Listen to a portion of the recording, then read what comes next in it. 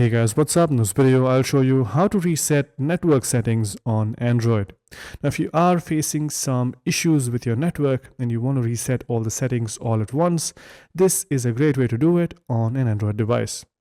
Go to Settings, and then you can click on General Management.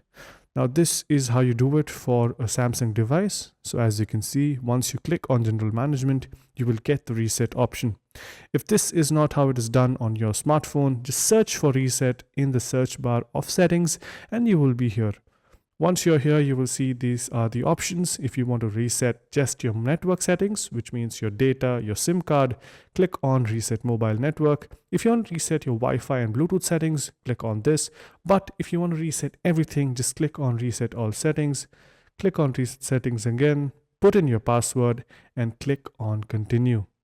I'm not going to do that for now because it will log me out of all the Wi-Fi networks I'm connected to, all the Bluetooth connections. So make sure you save all of your passwords beforehand and then go ahead and reset everything.